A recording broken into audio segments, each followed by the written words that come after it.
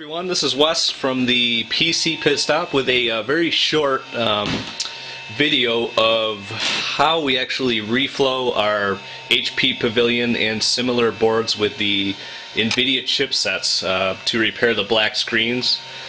I received a ton of questions recently regarding this. How do we do it? Do we add the copper shims? Do we reflow? Do we reball? And the answer in short is we use this machine here for our reflows and some of our reballs. What we have found is that approximately 90 to 95% of the time the reflows will do the trick and will keep you up and running for the next few years. And it's all about temperatures and exactly what you do after you're done with the reflow.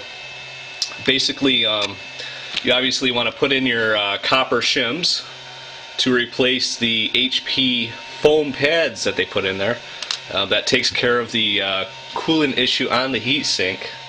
Also, what we do is a reverse blowout of the actual fans themselves. Now this is very important because these fans, the way they're designed, clog up very easily. You'd be amazed at the amount of stuff that we pull out of these fans. So it's important to do that reverse blowout, make sure the fan is spinning freely so it can work properly with helping to keep your laptop cool.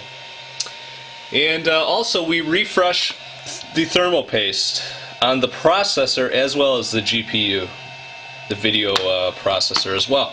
Now it's important to keep that processor, the CPU, cool as well. Due to the fact that the heat runs from the processor over top the GPU and then out of the laptop.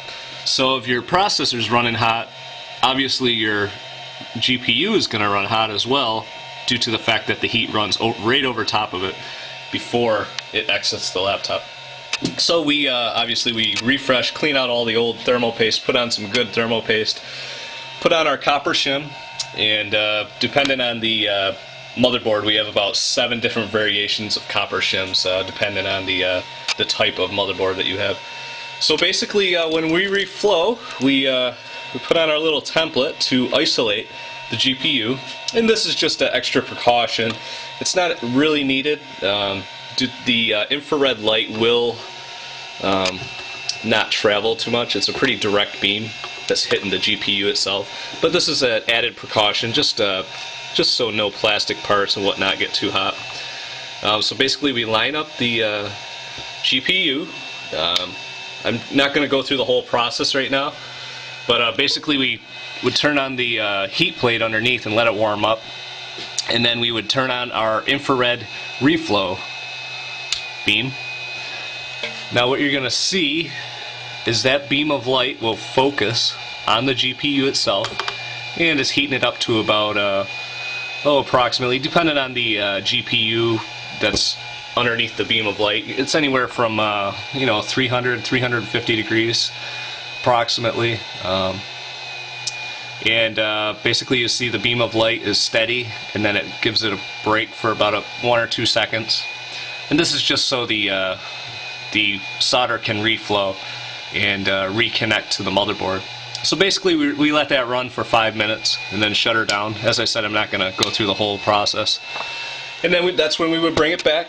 We would refresh our thermal paste, throw on our copper shim, make sure the fan's blown out good and the fan is spinning properly.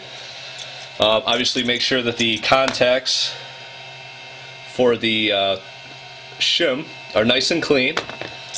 And when we put it all back together, we make sure everything's nice and tight. It's very important that the copper shim is in there nice and tight so it can transfer the most heat. And also, we do not put on, it's a common misconception that you put on a copper shim on top of the processor. That is actually not a good thing. The way these heat sinks are designed, this heatsink fan need to sit directly on the CPU, and if you add a shim in there, you're just causing issues.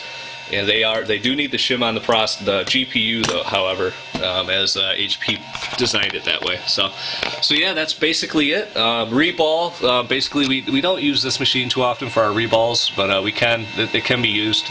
Basically for our reballs, we take the chip right off, clean off all the solder and put on some good solder, reball it, reconnect it to the board. I won't bore you with that right now. But yeah, that's it. You can find us on the web at www.avonpcpitstop. That's AVON PC PITSTOP. So that's avonpcpitstop.com. And our reflow service is $69.99. That includes you shipping the entire laptop to us. And we take it apart, do the repair, and put it all back together, then ship it back to you for free. So the only thing you're really in charge of is shipping it to us. And we also sell prepaid shipping labels if you need them.